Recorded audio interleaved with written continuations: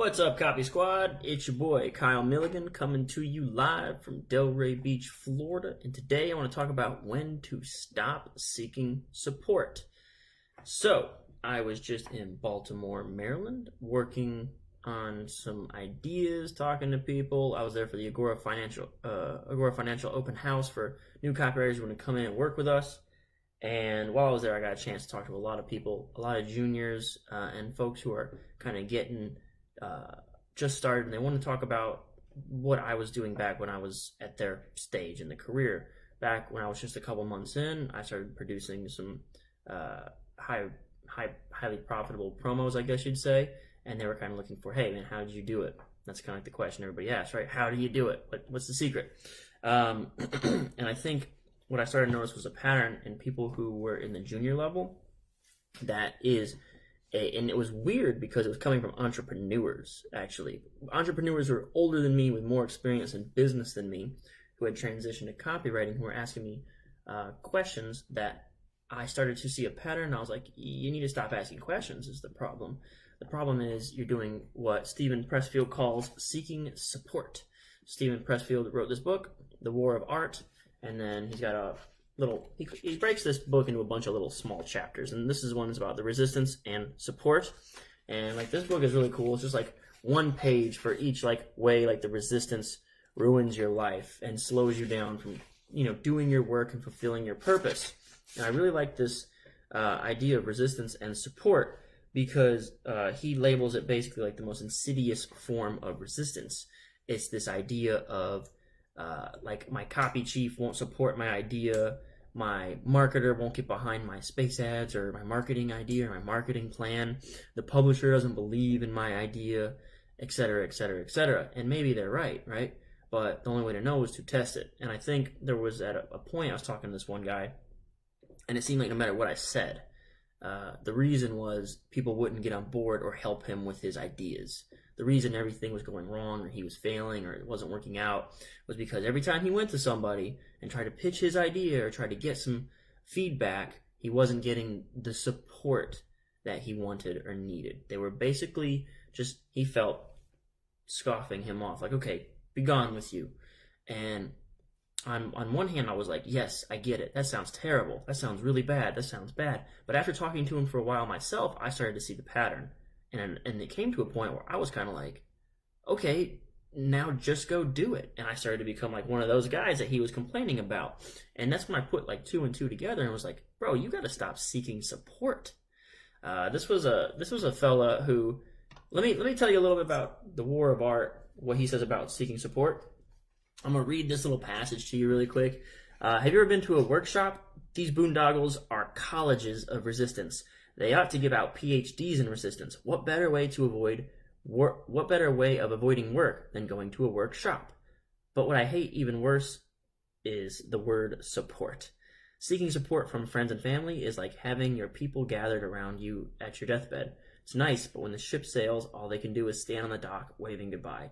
Any support we get from persons of flesh and blood is like monopoly money. It's not legal tender in that sphere where we have to do our work. In fact, the more energy we spend stoking up on support from colleagues and loved ones, the weaker we become and the less capable of handling our business. So the world of copywriting is not a permission seeker's game. It's a doer's game. When I had Jake Hoffberg on the channel here recently, I'll link to that here. Bing! When I had him on the channel, he talked about how he got Agora Financial as a client by doing spec work, basically just doing the work and submitting it for free. And then eventually they became a client of his. It's almost like that same attitude once you're inside the business. Now that you've made it and you've been hired or whatever, it doesn't mean that everyone is going to come to you and tell you, do this, write that. No, it's kind of almost the same game, but with a salary. Basically, just write it. Just do the thing. And one of the worst things that I'm starting to see when I got to come back and meet all these juniors, and I only say this now because I'm going to blame myself too, is this idea of, I have to have this meeting with this guy, or this idea, I can't write it. And it's like, no, dude, you should probably just write it. Like, if you feel passionate about it, if you feel convinced that it's the thing to do, you need to start writing it. You need to start getting it on the page, right? And a lot of times, the stuff you put on the page is going to be junk. But nobody can edit a blank page. Nobody can critique your invisible copy. Nobody can critique the missing pages that you've never written up, right? So you need to stop seeking support pretty much almost immediately. It's like this idea that support is just, it's a form of resistance. And whenever you can kind of make that connection, then you start to see it yourself. I have been in the same boat too recently. So I have a promo that went out. It didn't catch. I think we're too early to the scene. It's basically about the rising esports market, and nobody's really talking about that. So I was like, that's an untapped market. Maybe people will be really excited about that. But I think we're too far ahead of the curve on this one. Like, people don't care yet. It's not in the mainstream news. Most people buy really late in the cycle. Most people aren't smart investors, right? Most people buy too late when things are already at their peak. And that's just the way the market goes. And they don't care about anything that isn't hot now. Getting in front of the thing that's up and coming, the smart thing to do, but doesn't sell.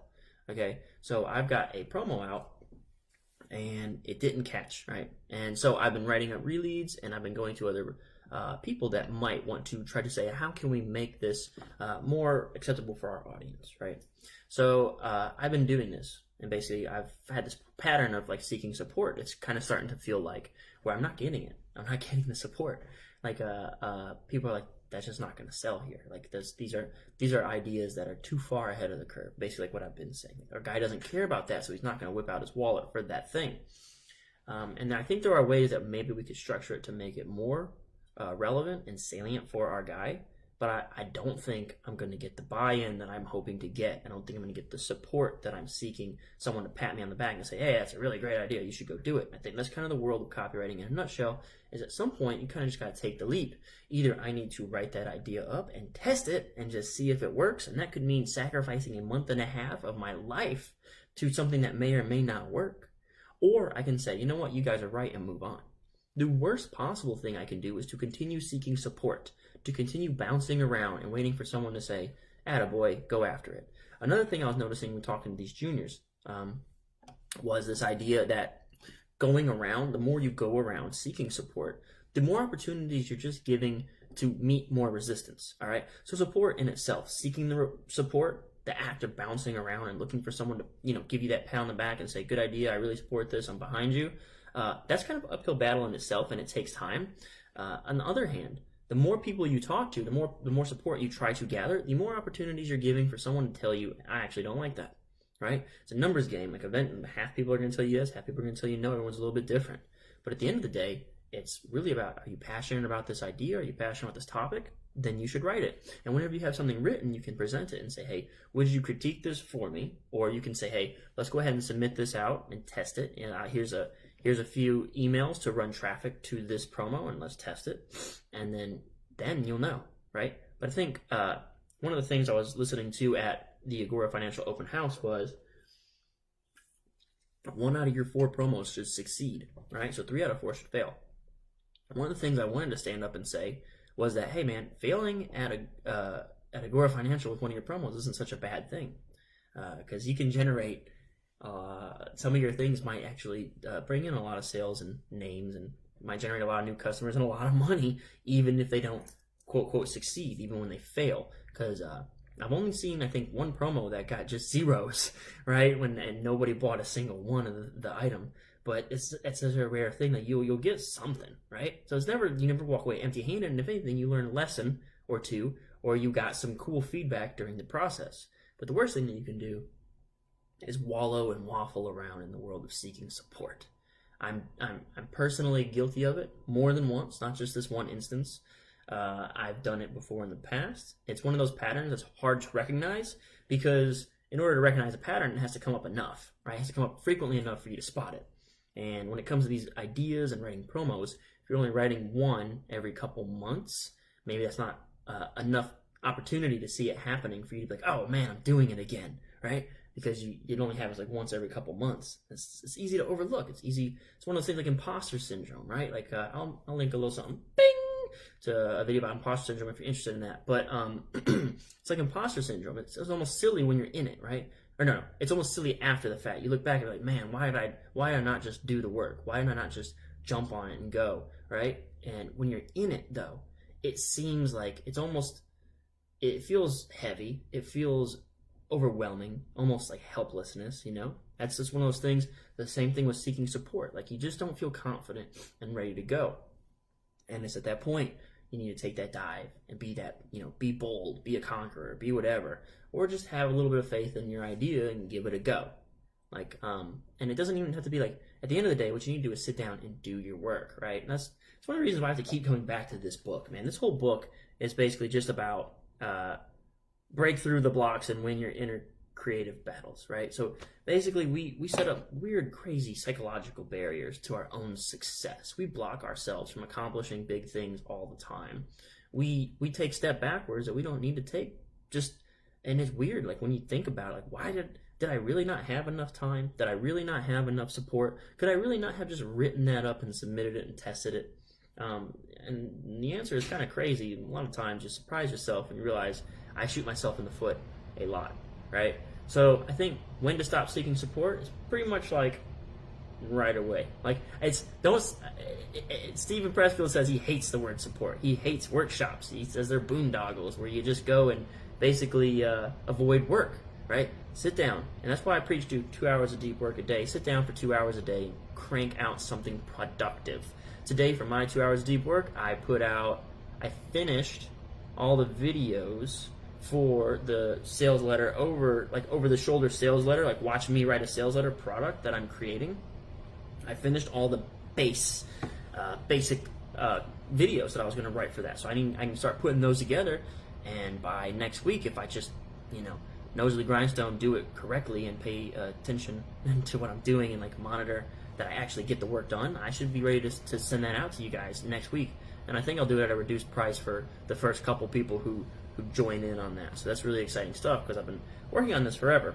And it's one of those things that where I got myself caught up seeking support, asking around for these other promo ideas, other things that I could work on, and I'm asking so much advice that I'm not taking any action, right? So I think that's, at the end of the day, when you find yourself asking for advice, like, do you really need that advice, or are you just looking for someone to like pat you on the back and say, rah rah, this won't fail? Which I feel like a lot of times emails and comments I get on YouTube especially are just like, promise me that this won't fail. It's basically just seeking support, and it's like, you just got to take action. And then remember, even at a place like Agora Financial, they expect 1 out of 4 of your attempts to actually succeed. So it's not such a big deal. Like, that's the thing. We're just kind of scared of failure. We're scared of that investment for nothing to come out of it. And so we seek support. We want to have a guru, right? Even within our hallowed halls at Agora Financial, the copy chiefs and the editors and the publishers, they're gurus in our world, right? They're like, who can tell me that this is a great idea that won't fail? And I found myself doing that recently as well, right? And it's part of the game, part of being human. The winners will recognize it, though, and get their asses back to work. All right? So I hope you enjoyed this Copy Squad. I do have a book out to teach you how to write copy. It's called Take Their Money. It's available at kylethewriter.com/book. My video series that'll show you like how I write a sales letter will be coming out, I hope within like 7 days. And I really just need to sit down and do the work.